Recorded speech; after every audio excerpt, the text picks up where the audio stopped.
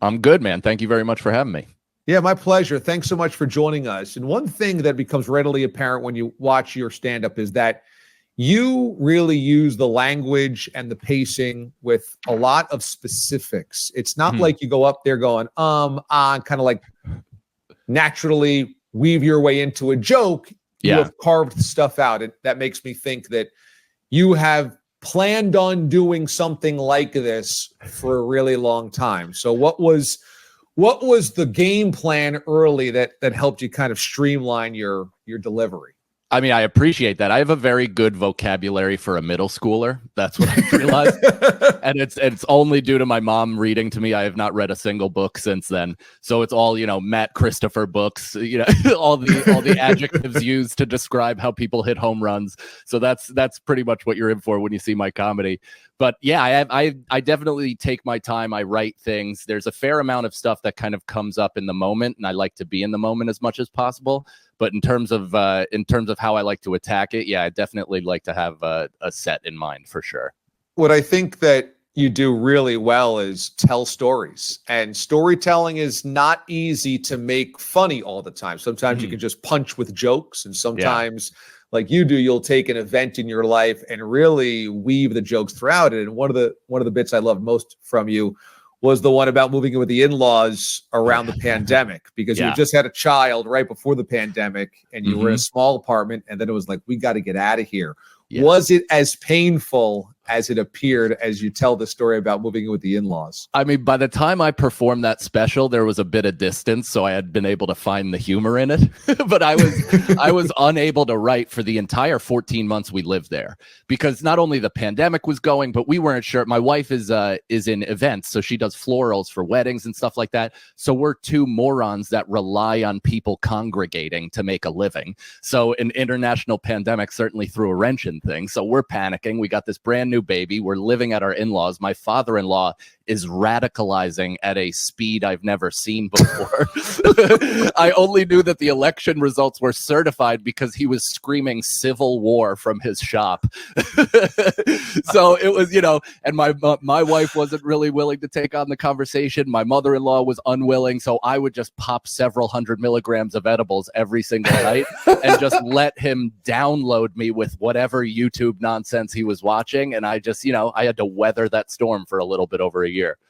Did you know at the time, hey, if I can get through this, it'll make for great content? Or are you not even thinking about that in the moment? I think so it twofold is like, sometimes when I write comedy, my first iteration of anything is just really brutal. It's always just exactly what I think about it, and I assume everybody can relate. And most of the time, it's way angrier than the rest of civilization likes to live. So I'll say something, and people will be horrified by it, and I'm like, okay, I gotta scale this back a little bit and figure out how to sweeten it up to the point where people they aren't looking at me strangely.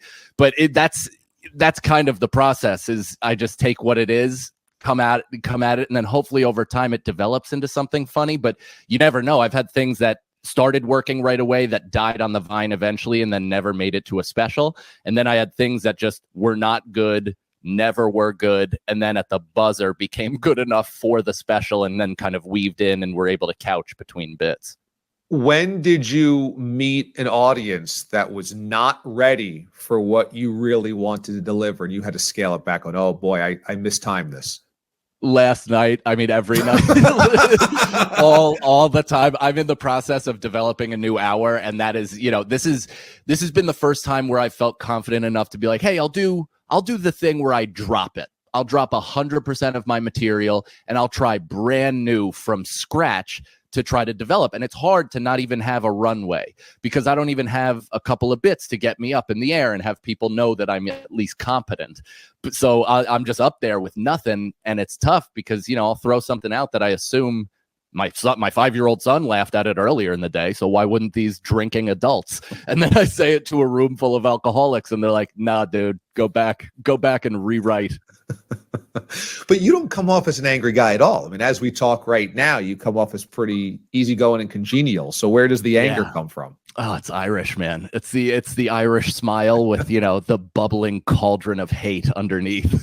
Nice. It all comes from, childhood stuff. I don't necessarily want to pin the blame on my parents, but it's certainly all their fault. And, genetics, things like that. It's all steeped in there. And I'm able to get it out in constructive ways through comedy. And I grew up playing sports. So that really helped, kind of get all of this energy and just all that stuff out. So, I smile quite a bit through rage. Physical sports? Yeah. Or just getting ultimate energy? Okay, so what? Football, boxing? What do you have? So I played basketball. I played JUCO basketball, actually, for my first 2 years of college, and was going to transfer. And then I got hurt and decided that I wanted to be, a clown instead. Sure. But I played competitively, AAU, all that stuff growing up. I played 1 season of football, of American football, in my senior year of high school, because I had played soccer, had gotten recruited for colleges. My coach was kind of an alcoholic math teacher, and he inexplicably benched me as a junior. And that kind of set my path on to be like, all right, I'll play basketball for that's my best sport anyway. So that's what I'll want to do. And then I'll play football just to, I guess, annoy him. So you're a really good athlete. You're playing multiple sports. Soccer might not be your best sport, but you're pretty good at it. And and your coach just goes, he doesn't explain it to you, just goes, you're not playing this whole year. Yeah, we had conversations. They never really made much sense. There was never it was always like for the betterment of the team, but we actually got substantially worse. I'm not saying I was the key to anything. I'm just saying whatever he was saying didn't match up with the results. It didn't matter anyway. Soccer was never going to be. I'm not Christian Pulisic. I'm a slow Irish guy. I played Gaelic football for a long time though, and that's the most rewarding sport I've ever played, because I actually got to travel. I went to San Francisco to play another really great American team. And then we went to Ireland for 2 weeks when I was 15 and played 9 counties over there and won 7. Well, talk about a physical sport. I mean, if you wanted to get your ferocity out, Gaelic football is a pretty good place to do it. Exactly, dude. I love it. I've always said if that sport was invented in America, it would maybe be like towards the top of popular sports. It's so fast paced, so physical, really high scoring. I think it has like everything. Man, so we've talked to a lot of comedians on the show. We love having comedians on the show, but no one's ever dropped a Christian Pulisic. So this kind of shows the depth of your knowledge of sports. So you end up playing a pretty high brand of basketball. You play AAU, and is there ever a moment in your youth where you're like, you know what? I can go to college on this. You know what? I can get an education on this. Maybe I could even play pro somewhere overseas or something like that. Yeah. I mean, I was so embarrassingly delusional till a late age. It was like I had those feelings as a sophomore. I made varsity, but I had a coach that didn't like how I played. I was a little bit flashy. Most of the way that I played was for crowd response, which obviously it literally led me to comedy. My favorite part about basketball was just crossing somebody or breaking somebody down off the dribble and hearing the reaction, to the point where I could like punt the ball into the stands. Who cares about the layup? I just love the sound that just came from this group of people. So you were like Skip to My Lou combined with Ron Artest, combined with white chocolate. Yeah, that was what I was going to say. Combined with somebody wildly inefficient. That's great. So take me to a spot in your basketball career where you are playing to the crowd, and the crowd is either really all about how stylish you are or really anti how you're putting it out there. So this one time, actually, weirdly enough, about Ron Artest, I played against his brother, Michael, in junior college. And he was a really good basketball player. He played for Sullivan Community College. I played for Rockland Community College. And I was one of, I think, in the entire gym, nobody used to come to our games. It's community college. So we'd have like 6 people that kind of wandered in, and they didn't even realize the school had a sport. So they would just kind of watch and be like, oh, that's cool. This particular night at Sullivan Community College was an event. There was 500 people there, so many. I was one of 2 white people in the entire field house. So literally every time I caught the ball, the entire crowd chanted "Cracker, Cracker." It was kind of amazing. And this is back when I had self-confidence, before the world broke me. So my first shot, I caught a ball at the top of the key, but pulled up, drilled a 3, and just kind of looked into the crowd as I shuffled back. Dead silence. Finally, after what felt like, it could have been a 2-second break, it felt like a solid minute of silence. Somebody goes, probably the first shot you ever hit, loser. And the whole crowd went boom and exploded, laughed. I didn't score another bucket for the rest of the game. I think that might have been it for my entire college career because it completely shattered any type of self-confidence I've ever had. I'm from Orange County, New York. And so what Me too. Mike's describing. Fort Montgomery. Are you really? Fort Montgomery. Fort Montgomery. Okay. This is awesome. I'm from Warwick, New York. Look at that. So Rockland County, for what Mike is talking about, has a couple of really nice Tony suburbs of New York City. And so you'll have a couple of wealthy areas. And then it also has a couple of really rough areas because that is as you get to the city and the northern parts of the 5 boroughs. So I would imagine you had, if you play at Rockland Community College, you have a real swath of types of schools you will 100%. play or kids that are playing with you from 2 very distinct different types of backgrounds. Totally. And we had a really legit coach, Rob Kurzinski, who I think he's the athletic director at a school down south now, but he was an awesome coach, really ambitious. So he took us all over the country. We would go to these D1 junior college tournaments. We played in Allegheny, Maryland, where Steve Francis went. We went down to North Carolina and played in a tournament against those guys. So we were not only facing New York's elite athletes, but we were going to these other places where it became very clear that these were all high-level Division I talents that probably scored about a 35 on their SATs.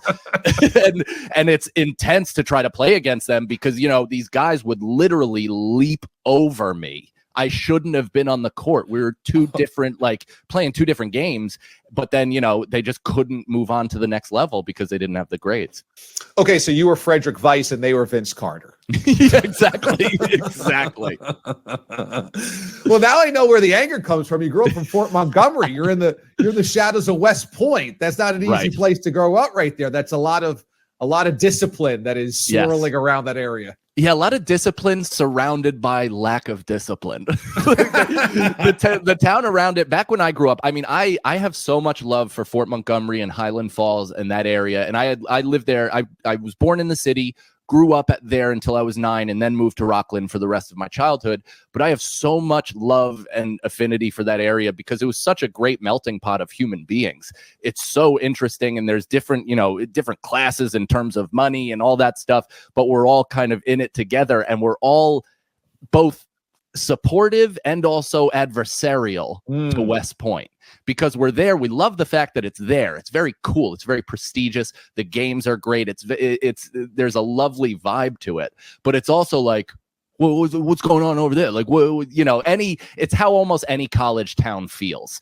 It's like, get out of our town, college kids. But meanwhile, if they left, every job in the town would also dry up. That's exactly right.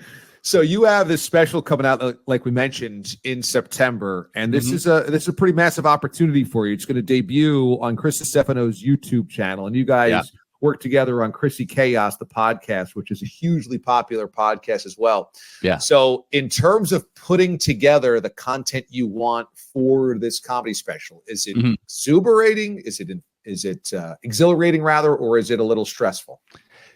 It's a little bit of both, I guess. I mean, I think that just the only stress is really the logistics of putting together a production. That to me is what kind of binds me up and makes me revert back to fight or flight. But the process of actually creating an hour, going through it, finding something, Tetrising, the set together in terms of moving jokes between other jokes and seeing what flows best. That to me is the entire point of doing this. So that's where I get all of my creative outlet. That's where I love going to work. The things that I don't like about comedy are the clerical stuff, the stuff that actually is, part of a profession, meaning that you have to do social media, you have to do taxes, you have to do, all that stuff that goes into it. But the comedy, the creative part, I mean, I could take that abuse for the rest of my life.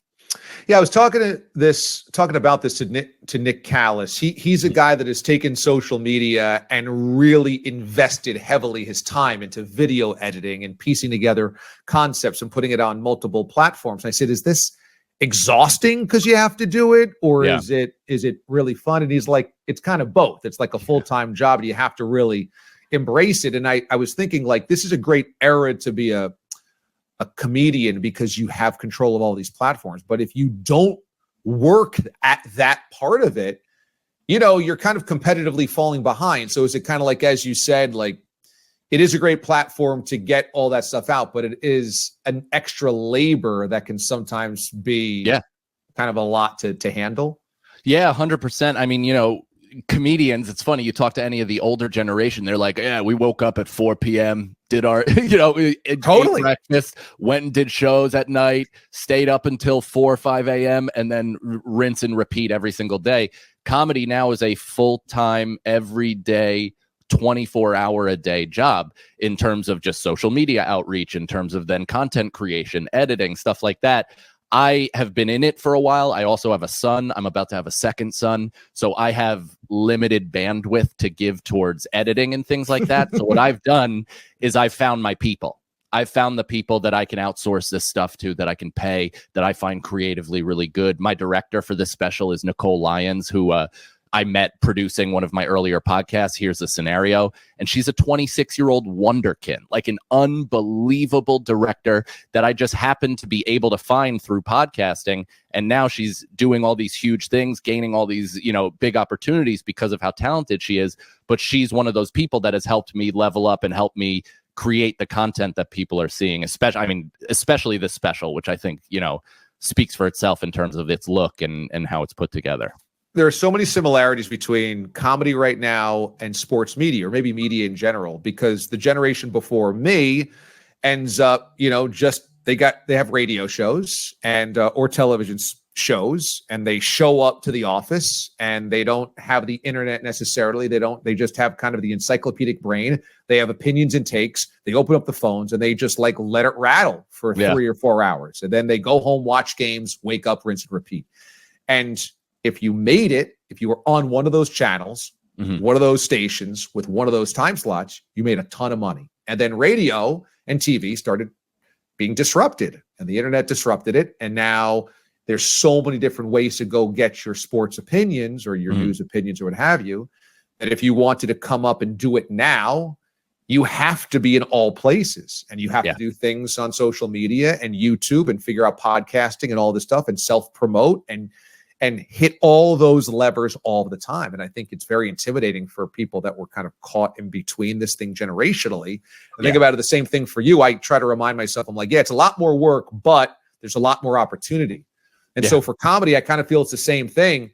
But if you were to track back 20 years ago, your predecessors are like, as you said, man, we stayed up, we drank, we smoked, we did drugs until 4 a.m. We woke up at 3 o'clock in the afternoon and we just went to the club. It's like now, that ain't going to get you very far in comedy these days. Totally. And, there's a lot of specials out right now. There's comedians that are justifiably releasing it. They don't have the opportunity, but there's a lot of older comics that are like, it's too much, nothing special anymore. Like, blah, blah, blah, all that stuff, which I understand. It's harder to get visibility, but my hope is that one, the cream rises to the top and people watch the specials that are really good, and those get passed around just by word of mouth. That's how the big ones get big anyway, is it's always word of mouth. You can game the system algorithmically any way you want, but it's always word of mouth. And that to me is better than leaving it up to a tastemaker, leaving it up to a gatekeeper. I spent the entire early part of my career talking to so many 23-year-old white women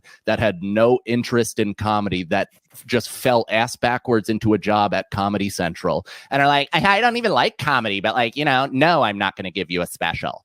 So it's like, okay, great. And it's fine. It is what it is. That's their job.